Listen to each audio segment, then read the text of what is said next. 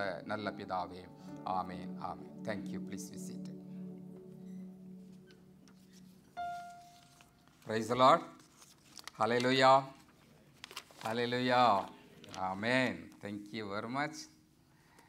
கர்த்தரும் ஆண்டவரும் ஆகிய இயேசு கிறிஸ்து நல்ல நாமத்தினாலே உங்கள் அனைவரையும் மறுபடியுமாக அன்போடு கூட ஏற்றுக்கொள்கிறேன். புதிதாக வந்திருக்கிற அருமையான ஃபேமிலிஸையும் கர்த்தர் ஆசீர்வதிப்பாராக.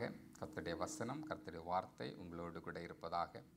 கர்த்தர் இந்த நாளிலும் பெரிய காரியங்களை செய்வாராக. கர்த்தர் உங்களை வழி நடத்துவாராக. வருகிற ஜூலை 18 நம்ம எல்லாருக்கும் அறிந்த அருமையான பிரதர் மோகன் சி லாசரஸ் ஹியூஸ்டன்லே வருகிறார்கள். இதில் கலந்து கொள்ள விருப்பம் உள்ளவர்கள் நீங்கள் ரெஜிஸ்டர் பண்ணும்படி உங்களை அன்பாக கேட்டுக்கொள்கிறேன். You can call pastor Gideon Stanley 713-981-5624 or you can contact through email admin@gideonsarmycc. இந்த இமெயிலுக்கு நீங்கள் காண்டாக்ட் பண்ணலாம். ரெஜிஸ்டர் பண்ணும்போது அவர்களுக்கு உங்களுக்கு இட வசதிகளை ஒழுங்குபடுத்தி கொடுப்பார்கள். வருகிற 18 இது நடைபெறும். Thank you very much. கர்த்தர் ஒரு புதிய மாதத்திலே நம்மை கொண்டு வந்திருக்கிறார். புதிய மாதத்திலும் கர்த்தருடைய சமூகத்திலே வாக்குத்தத்தங்களோடு கூட, நம்பிக்கையோடு கூட, விசுவாசத்தோடு கூட இந்த ஜூலை மாதத்தை நாம் ஆரம்பிப்போம். கர்த்தர் உங்கள் யாவரையும், குடும்பங்களையும், பிள்ளைகளையும் நிச்சயமாகவே அவர் ஆசீர்வதிப்பாராக. ஆமென். Today's the title of message is the God of Jacob. God of Jacob. யாக்கோபின் தேவன். யாக்கோபின் தேவன் என்கிற தலைப்பில் உங்களோடு கூட நான் பேச விரும்புகிறேன். கர்த்தருடைய பலம், கிருபை, பிரசன்னம் நம்மோடு கூட இருப்பதாக.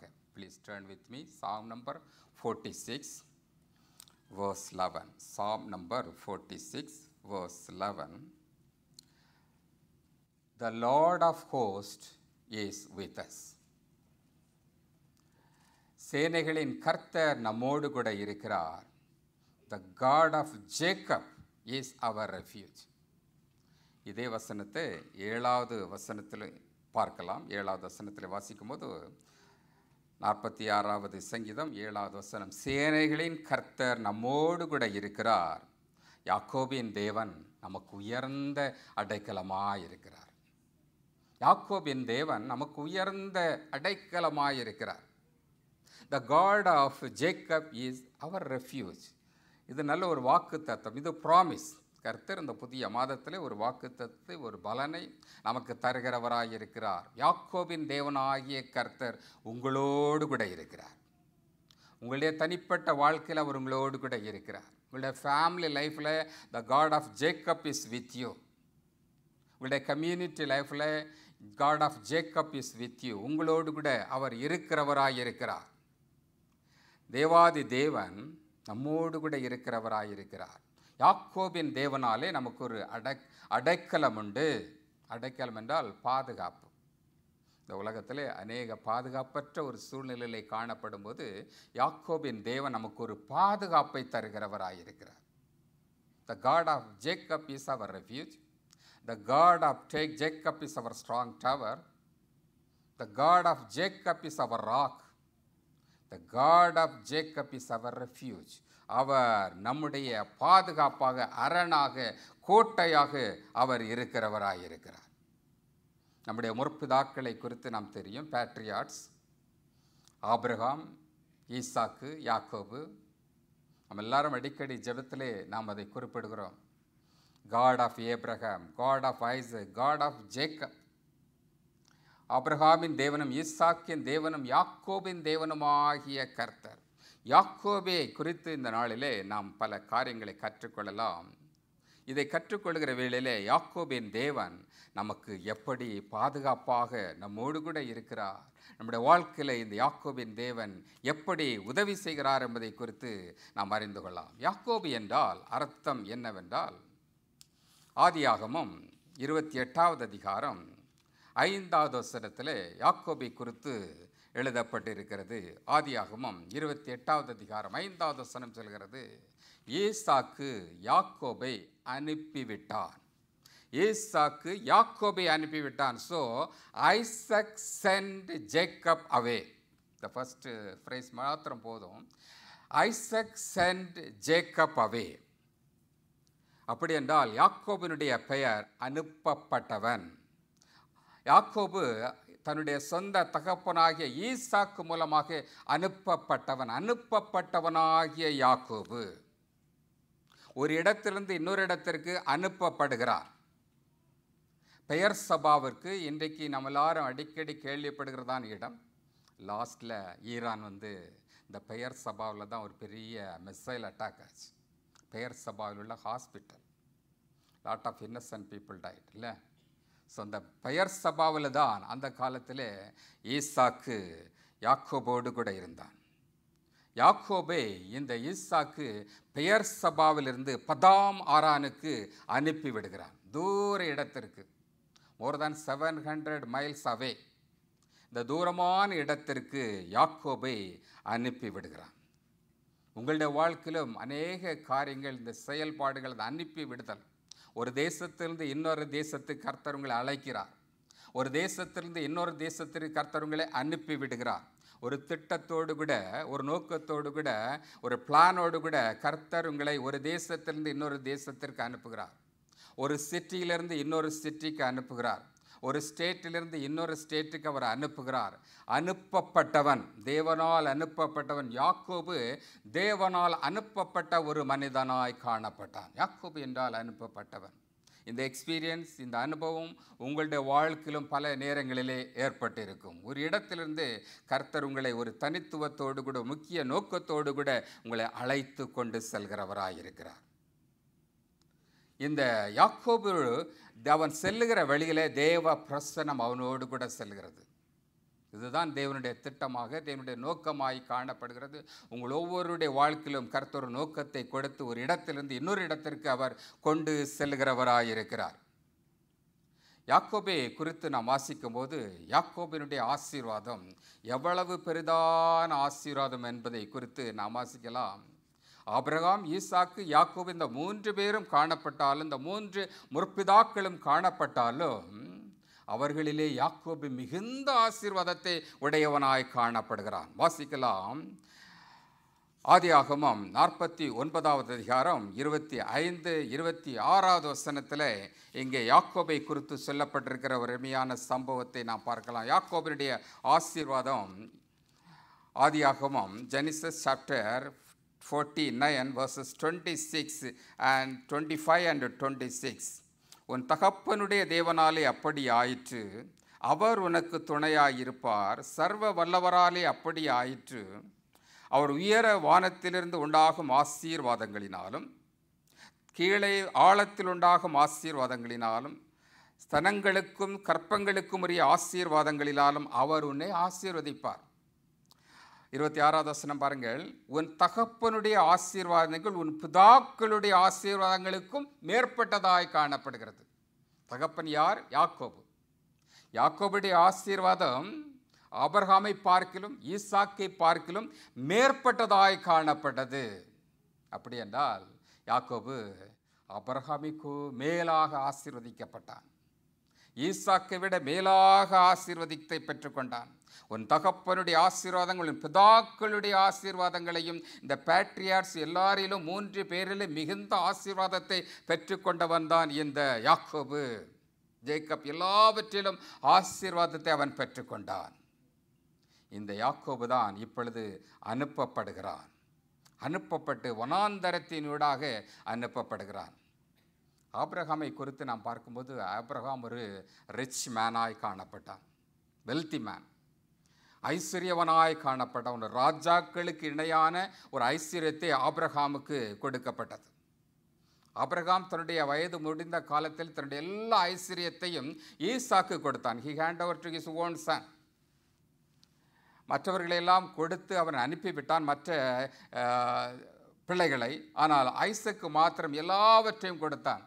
ஆதியாகமம் 25ஆம் அதிகாரம் 5வது வசனத்தில் வாசிக்கும் போது, ஜெனிசிஸ் சாப்டர் 25 verse 5 வாசிக்கும் போது, Abraham gave all that he had to Isaac. Abraham தனக்குண்டான யாவையும் ஈசாக்கு கொடுத்தான். ஆபிரகாம் ஐஸ்வர்யவானாக இருந்தான். அவருடைய ஐஸ்வர்யங்கள் எல்லாம் ஈசாக்குக்கு டிரான்ஸ்ஃபர் பண்ணப்பட்டது. ஆனால் பாருங்கள், யாக்கோபுக்கு என்ன கொடுக்கப்பட்டது? யாக்கோபு எவைகளை பெற்றுக்கொண்டான்? அவன் வெறுமையானவனாய் காணப்படுகிறான், ஒன்றும் இல்லாதவனாக காணப்படுகிறான். இதை ஆதியாகமத்தில் வாசிக்கும்போது அவன் வெறுமையாக அனுப்பப்பட்டவனாக காணப்படுகிறான். வெறும் கையோடு கூட ஒரே ஒரு கோலை மாத்திரம் எடுத்துக்கொண்டு யாக்கோபு வனாந்தரத்தினூடாக கடந்து செல்கிறவனாயிருக்கிறான். ஆபிரகாம் ஐஸ்வர்யவானாய் காணப்பட்டான். ஈசாக்கு ஆசீர்வாதத்தை சுதந்தரித்து கொண்டான். ஈசாக்கு விதைத்தான், அது 100 மடங்காக விருத்தி அடைந்தது. ஆதியாகமம் 26வது அதிகாரத்திலே 12, 13வது வசனத்திலே வாசிக்கும் போது, then Isaac sowed in that land and received in the same year an 100-fold. ஈசாக்கு விதைத்தான், கர்த்தர் அவனை ஆசீர்வதித்ததனாலே அந்த வருஷத்தில் அவன் 100 மடங்கு பலன் அடைந்தான். செழிப்பான தேசத்திலே ஆசீர்வாதத்தோடு கூட இந்த ஈசாக்கு காணப்பட்டான். யாக்கோபை பார்க்கும்போது அவன் வெறுங்கையனாக வனாந்தரத்திலே செல்கிறவனாய் காணப்படுகிறான். மறுபடியுமாக ஆதியாகமம் 25வது அதிகாரத்திலே வருவோம். ஆதியாகமம் 25வது அதிகாரத்தில் யாக்கோபை குறித்து சொல்லப்பட்டிருக்கிறது. 5வது வசனத்தில் நாம் பார்த்தோம், ஆபிரகாம் தனக்கு 25ஆம் அதிகாரம் 30வது வசனத்தில், ஆதியாகமம் 25:30 அவன் தேவனை நோக்கி கெஞ்சி மன்றாடுகிறான். யாக்கோபு ஏசாவை குறித்து நாம் நன்றாக தெரியும். ஏசாவை யாக்கோபு ஏமாற்றினான். ஒரு கூழ் கலசத்திற்காக, அவன் உணவுக்காக யாக்கோபு ஏசாவை ஏமாற்றி அவன் சிவப்பான ஒரு கோழின் நிமித்தமாக சேஷ்ட புத்திர பாகத்தை அவன் பறித்து கொள்கிறான். யாக்கோபு என்றால் எத்தன் என்று சொல்வார்கள். தன்னுடைய சகோதரனை ஏமாற்றினான், தன்னுடைய சொந்த தகப்பனாரை ஏமாற்றினான்.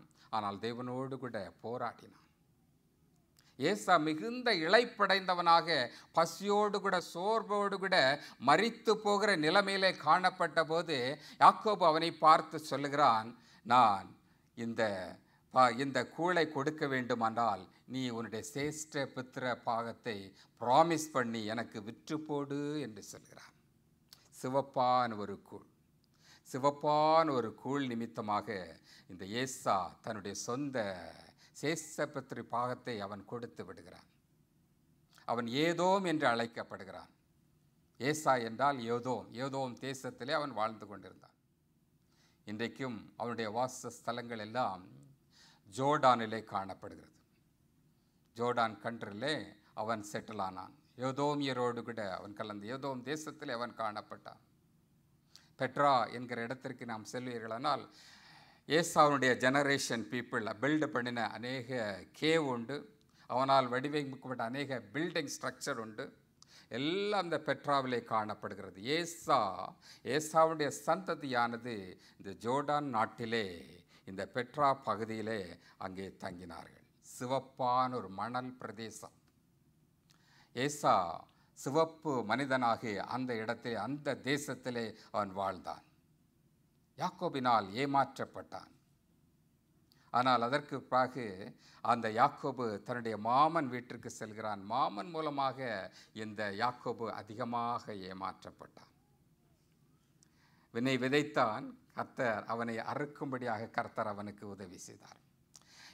ஆதியாகமத்தில் 24வது அதிகாரத்தில் நாம் வசிக்கும் போது எலியேசரை குறித்து நாம் வாசிக்கிறோம். ஆபிரகாம் ஈசாக்கை மேரேஜ் பண்ணுவதற்காக ரெபேக்காளை பெற்றுக்கொள்ளும்படியாக எலியேசரை தன்னுடைய வீட்டு எஜமானை அனுப்புகிறான். 24வது அதிகாரம் முதல் 9 வசனங்களை வாசிக்கும் போது ஒரு இன்ட்ரெஸ்டிங்கான ஒரு ஸ்டோரி காணப்படுகிறது. ஆபிரகாம் வயது சென்றபோது முதிர்ந்தவனானான். கர்த்தர் ஆபிரகாமை சகல காரியங்களிலும் அவனை ஆசீர்வதித்தார். அப்பொழுது ஆபிரகாம் தன் வீட்டில் உள்ள வயதில் மூத்தவனும் தனக்குண்டான எல்லாவற்றிற்கும் அதிகாரியமாகிய தன் ஊழியக்காரனை நோக்கி, எலியேசர், தான் குடியிருக்கிற கானானியருடைய குமாரத்திகளில் நீ என் குமாரனுக்கு பெண் கொள்ளாமல் நீ என் தேசத்துக்கும் என் இனத்தாரிடத்திற்கும் போய் என் குமாரனாகிய ஈசாக்குக்கு பெண் கொள்வேன் என்று வானத்துக்கு தேவனும் பூமிக்கு தேவனுமாகிய கர்த்தர் பேரில் உனக்கு ஆணையிட்டு கொடுக்கும்படி நீ உன் கையை என் தொடையின் கீழ் வை என்றார். அதற்கு அந்த ஊழியக்காரன், அவ்விடத்து பெண் என் பின்னே இந்த தேசத்துக்கு வர மனதில்லாதிருந்தால் நீர் விட்டு வந்த தேசத்திற்குத்தானே உம்முடைய குமாரனை மறுபடியும் அழைத்து போக வேண்டுமோ என்று கேட்டான். அதற்கு ஆபிரகாம், நீ என் குமாரனை மறுபடியும் அங்கே அழைத்து கொண்டு போகாதபடிக்கு எச்சரிக்கையாயிரு. ஆபிரகாமுடைய பிளான் என்ன? ஈசாக்கை அந்த பதாம் ஆரானுக்கு சீரியா தேசத்திற்கு அனுப்பக்கூடாது என்பதிலே உறுதியாய் காணப்பட்டான். வானத்தின் தேவனாலும் பூமியின் தேவனாலும் நான் இதை ஆணையிடுகிறேன், என் மகனை இந்த தேசத்திற்கு, இந்த பதாம் ஆரானுக்கு, இந்த சிரியா தேசத்திற்கு நான் அனுப்ப மாட்டேன் என்பதிலே அவன் உறுதியாயிருந்தான். பெண் வர வேண்டும் என்றால் அந்த ரெபேக்காள் வர வேண்டும், அவள் புறப்பட்டு இங்கே வர வேண்டும். இந்த தேசத்திற்கு பெயர் சபாவுக்கு அவள் வரட்டும், என் மகன் அங்கே போக மாட்டான். எதற்காகத்தான் எலியேசரை அனுப்பிவிட்டான். 10 ஒட்டகங்களோடு கூட இந்த எலியேசர் புறப்பட்டு சிரியா தேசத்திற்கு செல்கிறான், ரெபேக்காளை பெண் கொள்ளும்படியாக. கர்த்தர் அவனோடு கூட இருந்தால் ரெபேக்காளை ஈசாக்குக்கு திருமணம் முடிக்கும்படியாக உதவி செய்தார். இங்கே யாக்கோபுடைய சரித்திரத்தை பார்க்கும்போது யாக்கோபு மறுபடியுமாக தேவனுடைய திட்டம் என்ன? சிரியா தேசத்திற்கு பதாம் ஆரானுக்கு தன்னுடைய பிள்ளைகள் செல்லக்கூடாது, தேவனால் தெரிந்து கொள்ளப்பட்ட பிள்ளைகள் செல்லக்கூடாது என்பது தேவனுடைய திட்டமாக இருந்தது. ஆனால் யாக்கோபோ அந்த தேசத்திற்கு மறுபடியும் அனுப்பி வைக்கப்படுகிறான். யாக்கோபின் தேவனாலே, தேவ கிருபையினாலே நமக்கு ஆசீர்வாதம் எப்படி வருகிறது? The God of Jacob will be with you always. கர்த்தர் வனாந்தரமான பாதையிலே அவர் உங்களோடு கூட இருக்கிறவராயிருக்கிறார். God of Jacob will be with you. எந்த சூழ்நிலையில் இருந்தாலும் சரி, எந்த இடத்திற்கு சென்றாலும் சரி, எந்த வனாந்தரமான பாதையிலே சென்றாலும் சரி, கர்த்தர் உங்கள் கூடவே இருக்கிறவராயிருப்பார். யாக்கோபின் தேவனை உறுதியாய் பற்றி கொண்ட மனதையுடையவன் பாக்கியவானாய் காணப்படுகிறான்.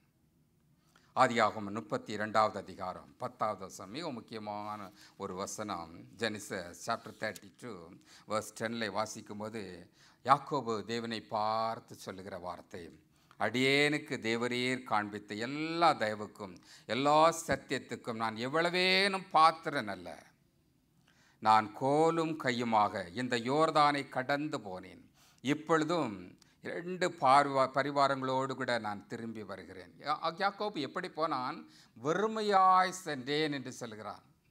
நான் ஒன்றுமில்லாதபடி நான் வெறும் கையோடு கூட ஒரு கோலோடு கூட இந்த யோர்தானை விட்டு கடந்து சென்றேன். இந்த பெயர் சபாவிலிருந்து பதாம் அரானுக்கு செல்வதற்கு இந்த யோர்தான் ரிவரானது இடையிலே காணப்படுகிறது. யோர்தானை கடந்து அப்புறமாக இந்த பதாம் அரானுக்கு அவன் செல்ல வேண்டும். யோர்தானை விட்டு அவன் கடந்து செல்லுகிற வேளையிலே அவனுக்கு வருகிற காரியம் என்ன? கோலும் தடியும் உடவனாக தனி ஒரு மனிதனாக வனாந்தரத்தோடு காடுகளோடு காட்டு மிருகங்கள் வாழ்கிற அந்த இடத்திலே அவன் சென்றான். கர்த்தரோ அவனோடு கூட இருந்தார். இன்றைக்கு உங்களுடைய வாழ்க்கையிலும் கூட கடினமான பாதையினூடாக நீங்கள் செல்லலாம், வனாந்தரமான ஒரு பாதையினூடாக நீங்கள் சென்று கொண்டிருக்கலாம், ஒன்றுமில்லாத வெறுமையான ஒரு சூழ்நிலை நீங்கள் சென்று கொண்டிருக்கலாம். யாக்கோபை பாருங்கள், ஒரே ஒரு கோல் மாத்திரம்தான் இடத்துல இருக்கிறது. தனி ஒரு மனிதனாக தன்னுடைய சகோதரனுக்கு பயந்து செல்கிறான், தன்னுடைய தகப்பனாரால் அனுப்பப்படுகிறான், தன் தாயாரை பிரிந்து அவன் செல்கிறான். அவன் தான் தாயாரோடு கூட வாழ்ந்த ஒரு மனிதன், கூடார வாசியும் குணவாசியுமாக காணப்பட்டவன் தான் இந்த யாக்கோபு. தன்னுடைய தாயை விட்டு, தகப்பனை விட்டு, சகோதரை விட்டு அவன் பிரிந்து வனாந்தரத்தினூடாக கடந்து செல்கிறான். வனாந்தரத்திலே கர்த்தரோடு கூட அவன் பேசுகிறான். ஆண்டவரே, தேவரே காண்பித்த எல்லா தயவுக்கும் எல்லா சத்தியத்துக்கும் நான் எவ்வளவேனும் பாத்திரமல்ல. பிகாஸ் ஆஃப் யுவர் கிரேஸ், உடைய கிருபையினாலே நான் காணப்படுகிறேன் என்று சொல்கிறான். பாருங்கள், ஆபிரகாம் எலியேசரை ஈசாக்கு பெண் கொள்ளும்படியாக அனுப்பும்போது 10 ஒட்டகங்கள், ரிச் மேன். ஸோ 10 ஒட்டகங்களோடு கூட எலியேசர் புறப்பட்டு செல்கிறான் ரெபேக்காளை கொண்டு வரும்படியாக. இங்கே பாருங்கள், யாக்கோபு வனாந்தரத்தில் ஒன்றுமில்லாமல் செல்கிறான். தனி ஒரு கோலை மாத்திரம் எடுத்து கொண்டு செல்கிறான். அவனுக்கு உதவி செய்வதற்கு யாரும் இல்லை, உதவி செய்வதற்கு எந்த ஊழியக்காரனும் வரவில்லை. எந்த நண்பர்களோ அவனுக்கு இல்லை, யாருடைய உதவியும் இல்லை. கர்த்தர் ஒருவரே அவன் கொண்டு அவன் செல்கிறவனாயிருக்கிறான். கர்த்தர் ஒருவரே அவர் நம்பி அவன் செல்கிறவனாய் காணப்படுகிறான். ஆதியாகமம் 28வது அதிகாரம் 20வது வசனத்திலே வாசிக்கும்போது 28:20 நாம் வாசிக்கும்போது அவன் யாக்கோபு, தேவன் என்னோடு கூட இருந்து நான் போகிற இந்த வழியில் என்னை காப்பாற்றி உண்ண உணவும் உடுக்க வஸ்திரம் எனக்கு தந்து என்னை என் தகப்பன் வீட்டுக்கு சமாதானத்தோடு மறுபடியும் திரும்பி வர பண்ணுவாரானால் கர்த்தர் எனக்கு தேவனாயிருப்பார். யாக்கோபுடைய வழியை பாருங்கள். அவனிடத்தில் ஒன்றுமில்லை, உண்ணுவதற்கு உணவு இல்லை, உடுப்பதற்கு உடை இல்லை, ஒரே ஒரு ட்ரெஸ் தான். அவனுக்கு எந்த விதமான ஆகாரமும் எடுத்து சொல்லவில்லை, அப்பத்தை எடுத்து செல்லவில்லை, கொஞ்சம் எண்ணெய் மாத்திரம் எடுத்து செல்கிறான். அந்த எண்ணெயும் கூட இந்த பெத்தேலிலே கொண்டு தேவனுக்கு அவன் பலி செலுத்தி எண்ணெயை ஊற்றி அந்த இடத்துல ஏல்பத்தேல் என்று பெயரிடுகிறான். அந்த இடத்துல தேவன் வாசம் பண்ணுகிற ஒரு ஸ்தலமாய் காணப்படுகிறது. இது தேவனுடைய வீடு, இது வானத்தின் வாசல். வானத்தின் வாசல் திறக்கப்பட்டது. அங்கே தூதர்கள் மேலே வானத்திலிருந்து இறங்குறதும் ஏறுகிறதுமாக காணப்பட்டார்கள். இந்த பெரிய தரிசனத்தை யாக்கோபு பார்த்து தேவனோடு கூட பேசுகிறான். கர்த்தர் ஒருவரே அவனுக்கு துணையாயிருந்தார். இந்த நாட்களிலும் கர்த்தர் ஒருவரே உங்களுக்கு துணையாயிருக்கிறார். தனிமையின் நாட்களிலே, வறுமையான நாட்களிலே, ஒன்றுமில்லாத நாட்களிலே உங்களுக்கு ஒரே ஒருவர் தான் துணை உண்டு. உங்களுடைய பேரண்ட்ஸ் அல்ல, உங்களுடைய நண்பர்கள் அல்ல, கர்த்தர் ஒருவரே உங்களுக்கு துணையாயிருக்கிறார். யாக்கோபின் தேவனை தன் துணையாக கொண்டிருக்கிற மனுஷன் பாக்கியவான். 146வது சங்கீதம் 5வது வசனத்தில் தாவீது சங்கீதக்காரன் இது அருமையாக எழுதுகிறார். Blessed are those who help is the God of Jacob, whose hope is in the Lord their God. யாக்கோபின் தேவனை தன் துணையாக கொண்டிருந்து தன் தேவனாகிய கர்த்தர் மேல் நம்பிக்கையை வைத்து கொண்டிருக்கிற மனுஷன் பாக்கியவான். யாக்கோபை போல உங்களுடைய வாழ்க்கையிலும் அவரை ஒருவரை மாத்திரம் உறுதியாக பற்றி கொள்ள வேண்டும். உறுதியாக நீங்கள் துணையாக கொண்டிருப்பீர்கள், கர்த்தர் உங்களுக்கு துணையாயிருந்து உங்களை ஆசீர்வதிப்பார். யாக்கோபுக்கு பல தடைகள், பிரச்சனைகள் காணப்பட்டது. ஆனாலும் கர்த்தர் அவனுடைய தடைகளை அவர் மாற்றினார்.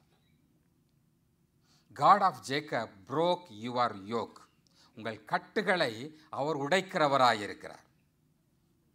வேதனைகள், கஷ்டங்கள் நிறைந்த ஒரு உலகத்திலே தான், வாழ்க்கையில் தான் நாம் காணப்படுகிறோம். யாக்கோபினுடைய வாழ்க்கையும் அப்படித்தான் காணப்பட்டது. வனாந்தரத்திலே தனி ஒரு மனிதனாக ஒரு கோலை மாத்திரம் பிடித்து கொண்டு யோர்தானை கடந்து செல்கிறான். எந்த ஒரு மனிதனையும் அவனுக்கு தெரியாது. ஆனாலும் கர்த்தர் அவனுடைய நுகத்தடியை முறிக்கிறவராயிருக்கிறார். அவருடைய கஷ்டங்களை மாற்றுகிறவராயிருக்கிறார். அவனோடு கூட கர்த்தர் இருக்கிறவராயிருக்கிறார். யாக்கோபை குறித்து தேவனாகிய கர்த்தர் விசேஷமான ஒரு ஆசீர்வாதத்தை கொடுக்கிறார். எண்ணாகமம் 24வது அதிகாரம் 5வது வசனத்தை பாருங்கள். நம்பர்ஸ் சாப்டர் 24 verse 5 யாக்கோபே உன் கூடாரங்களும் இஸ்ரவேலே உன் வாசஸ்தலங்களும் எவ்வளவு அழகானவைகள். வனாந்தரத்திலே ஒரு மனுஷன் நடந்து கொண்டு செல்கிறான். அவனை குறித்து தான் வசனம், யாக்கோபே உன் கூடாரங்கள். அவனுக்கென்று ஒரு கூடாரமும் இல்லை, அவருக்கென்று எந்த வாசஸ்தலமும் இல்லை. இஸ்ரவேலே உன் வாசஸ்தலங்கள் எவ்வளவு அருமையாய் காணப்படுகிறது, எவ்வளவு அழகாக காணப்படுகிறது. இதை எரேமியா தீர்க்கதரிசி ஒரு தீர்க்க தரிசனமாக யாக்கோபை குறித்து எழுதுகிறார். எரேமியா தீர்க்கதரிசியின் புஸ்தகம் 2ஆம் அதிகாரம் 4வது வசனத்தை பாருங்கள். The book of Jeremiah chapter 2 verse 4 வாசிக்கும் போது எரேமியா தீர்க்கதரிசியோடு கூட தேவனாகிய கர்த்தர் சொல்லுகிறார். எரேமியா தீர்க்கதரிசியின் புஸ்தகம்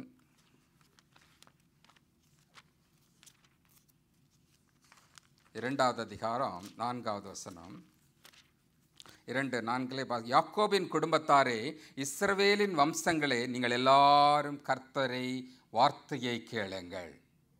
இஸ்ரவேல் வம்சத்தாரே, யாக்கோபின் குடும்பத்தாரே, கர்த்தருடைய வசனத்தை கேளுங்கள். என்ன வார்த்தை? இந்த வார்த்தை குறித்து 20வது வசனத்தில் இங்கே எரேமியா எழுதுகிறார். அதே சாப்டரில் 20வது வசனத்தில், பூர்வ காலம் தொடங்கி நான் உன் நுகத்தடியை முறித்து உன் கட்டுகளை அறுத்தேன், நான் அடிமைப்படுவதில்லை என்று நீயும் சொன்னாயே, ஆகிலும் உயரமான சகல மேடுகளின் மேலும் பச்சையான சகல மரத்தின் கீழும் நீ வேசியாய் தெரிகிறாய். பூர்வகாலம் தொடங்கி உன் நுகத்தடியை முறித்து உன் கட்டுகளை நான் அறுத்தேன் என்று கர்த்தர் சொல்கிறார். யாக்கோபுடைய கட்டுகள் அறுக்கப்பட்டது. யாக்கோபுடைய நுகத்தடியை கர்த்தர் முறித்து போட்டார். அவன் தனிமையாய் சென்ற போதிலும், பாரத்தோடு கூட கஷ்டத்தோடு கூட சென்ற போதிலும், கர்த்தர் அவனுடைய நுகத்தடி அவனுடைய பாரங்களை கர்த்தர் மாற்றி போட்டார். அவன் கொஞ்சம் எண்ணெய் மாத்திரம்தான் கொண்டு சென்றான். பல மைல் தூரம் நடக்க வேண்டும். ஏகதேசம் 50 மைல்ஸ் அவன் நடந்து ஒரு தேசத்தை விட்டு இன்னொரு தேசத்திற்கு செல்ல வேண்டும். பெயர் சபா தொடங்கி பதாம் அரான் வழிக்கு செல்ல வேண்டும். அங்கேதான் தன்னுடைய தாயினுடைய சகோதரன் அங்கே காணப்படுகிறான். தன்னுடைய மாமன் வீட்டிற்கு அனுப்பப்படுகிறான். அனுப்பப்பட்ட இந்த யாக்கோபு கொஞ்சம் எண்ணெய் மாத்திரம். எண்ணெய் எதற்கென்றால் சில வேளை ரொம்ப தூரம் நடக்கும்போது கால்கள் வலிக்கலாம், நம்முடைய பாதங்கள் வலிக்கும், நம்முடைய விரல்கள் வலிக்கும்.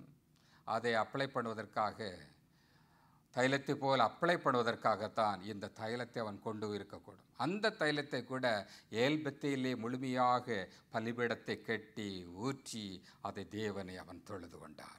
வானத்தின் வாசல் தேவனுடைய வீடாகிய ஏல்பெத்தேலிலே அவன் அவைகளை ஊற்றினான்.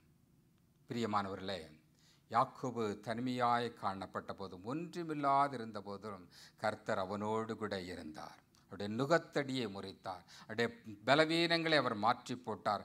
கர்த்தர் அவனோடு கூட இருந்தார். உங்களுடைய வாழ்க்கையிலும் விதமான பாரங்கள் இருக்கலாம். என்ன நடக்குமோ, எது நடக்குமோ என்ற ஒரு பாரத்தோடு கூட, எதிர்பார்ப்போடு கூட நீங்கள் காணப்படலாம். கர்த்தருடைய வசனம் சொல்கிறது, யாக்கோபின் தேவன் உங்களுக்கு துணையாயிருப்பார். யாக்கோபை ஆசீர்வதித்த தேவனாகிய கர்த்தர் உங்களுக்கு துணையாயிருப்பார்.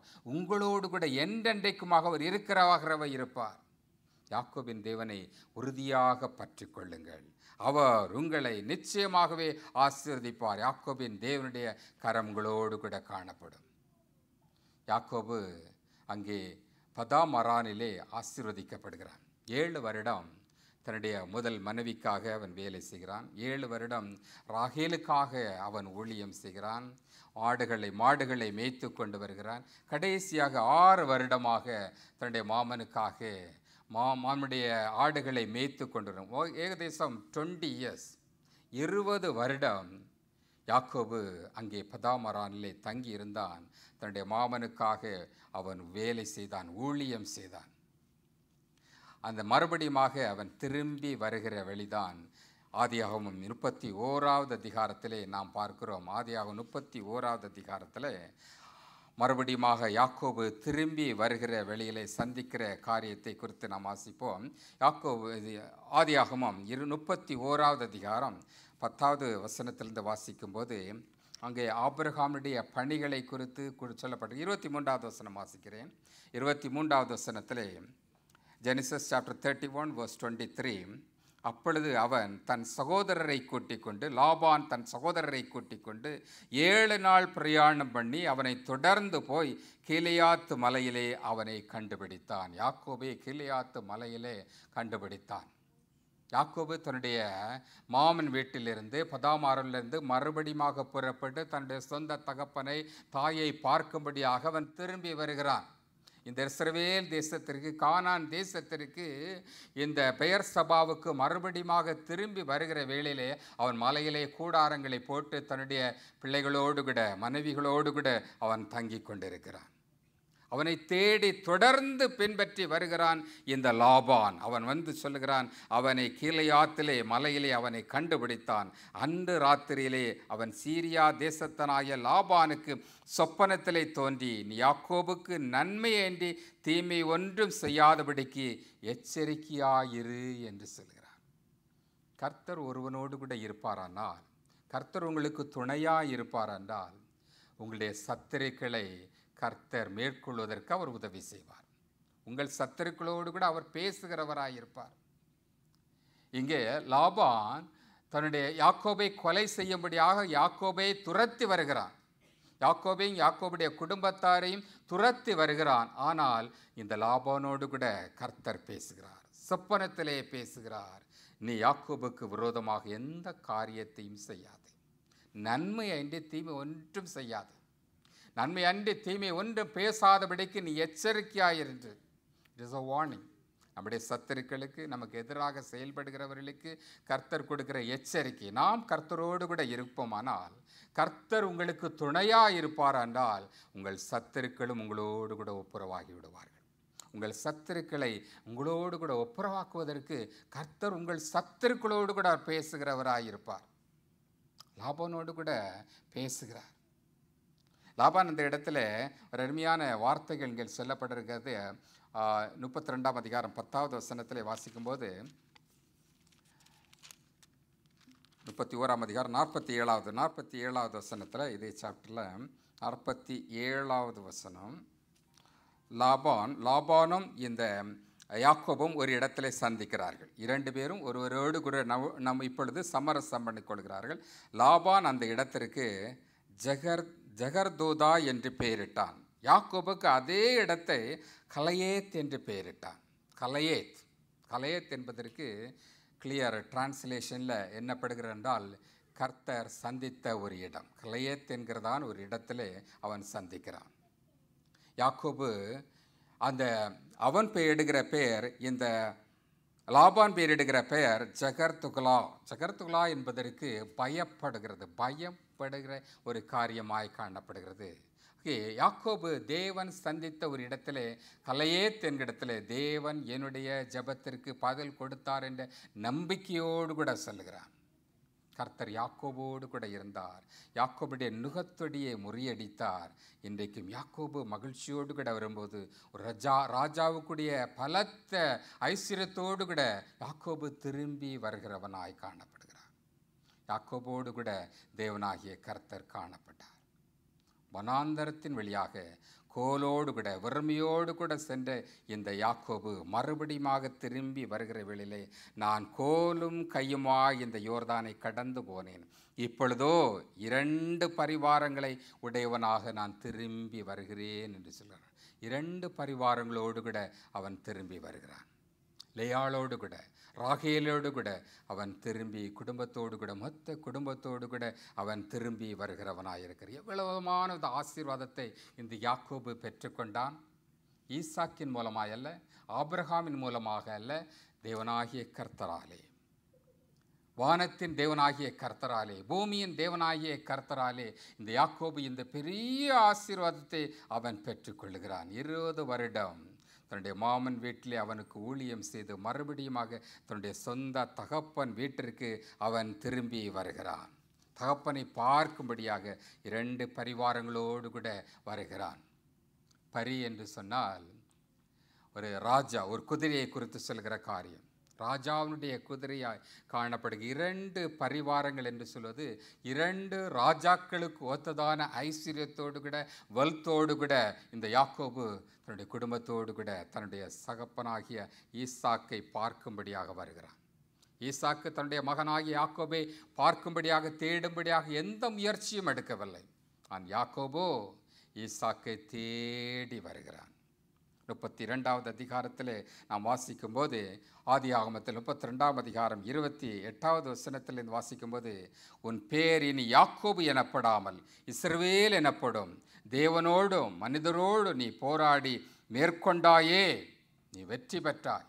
வெற்றி பெற்றபடினாலே பெரிய ஆசீர்வாதங்களை நீ பெற்றுக்கொண்டாய். யாக்கோபின் தேவன் பெரிய காரியங்களை யாக்கோபுடைய வாழ்க்கையை செய்தார்.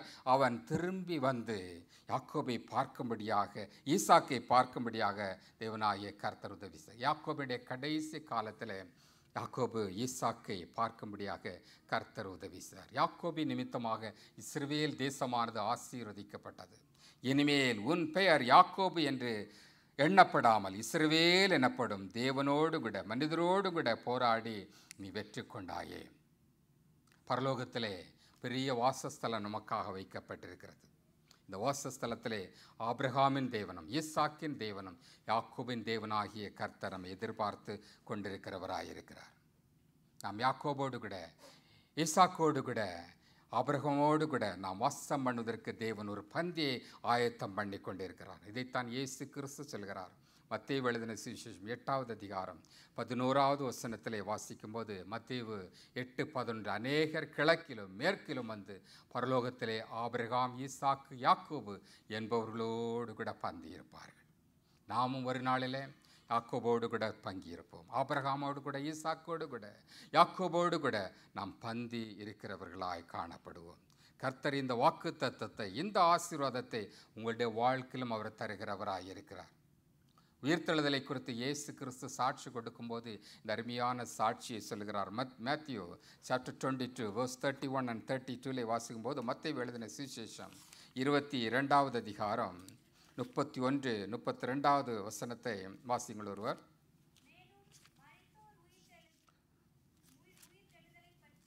மேலும் மரித்தோரின் உயிர்த்தெழுதலை பற்றி நான் ஆபிரகாமின் தேவனும் ஈசாக்கின் தேவனும் யாக்கோபின் தேவனுமாய் இருக்கிறேன் என்று தேவனால் உங்களுக்கு உரைக்கப்பட்டது. இயேசு கிறிஸ்து தாமே ஆபிரகாமையும் யாக்கோபையும் ஈசாக்கை குறித்து சாட்சி கொடுக்கிறவராயிருக்கார். உயிர்த்தெழுதை குறித்து சாட்சி சொல்லும்போது இயேசு கிறிஸ்து சொல்லுகிறதான இந்த வார்த்தை, உயிர்த்தெழுதலை நாம் விசுவாசிப்பதற்கு நான் ஆபிரகாமின் தேவனும் ஈசாக்கின் தேவனும் யாக்கோபின் தேவனுமாயிருக்கிறேன். இந்த இயேசு கிறிஸ்து மரித்தோருக்கும் ஜீவனுள்ளோருக்கும் அவர் தேவனாயிருக்கிறார். மரித்தோருக்கும் ஜீவனுள்ளோருக்கும் தேவனாயிருக்கிறார். நான் ஆபிரகாமுக்கு முன்னதாகவே காணப்படுகிறேன், யாக்கோபுக்கு முன்னதாகவே நான் காணப்படுகிறேன். யாக்கோபு, ஈசாக்கு, யாக்கோபு என்பவர்களோடு கூட நீங்கள் பந்தி இருப்பீர்கள். இந்த உயிர்த்தெழுதலை குறித்து இயேசு சொல்லும்போது தேவன் மரித்தோருக்கும் தேவனாயிருக்கிறேன் என்றால் இயேசுவானவர் தாமே யாக்கோபுக்கு தேவனாயிருக்கிறார், உங்களுக்கும் தேவனாயிருக்கிறார். யாக்கோபுக்கு துணையாயிருந்த கர்த்தர் உங்களுக்கும் துணையாயிருப்பார். கடைசி பரியந்தம், பரலோகத்திலே நாம் செல்லும் பரியந்தம் நாம் யாக்கோபோடு கூட வாசம் பண்ணுவதற்கு நமக்காக ஒரு பெரிய பந்தி ஆயத்தப்படுத்தியிருக்கிறது. இந்த பந்திக்கு ஆயத்தமாயிருப்பதற்கு எப்பொழுதும் ஆயத்தமுள்ளவர்களாய் காணப்பட வேண்டும். ஆபிரகாமின் தேவனும் ஈசாக்கின் தேவனும் யாக்கோபின் தேவன் தாமே உங்கள் ஒவ்வொருவரையும் ஆசீர்வதிப்பாராக. ஆமேன், ஆமேன். Glory to God. நம்ம எல்லாரும் எழும்பி நிற்போமா? ஹல்லேலூயா. எல்லாரும் எழும்பி நின்று இந்த வேளையிலே ஒரு பாடலை பாடுவோம். அதன் பிற்பாடு நமக்கு கம்யூனியன் சர்வீஸ் ஆரம்பமாகும்.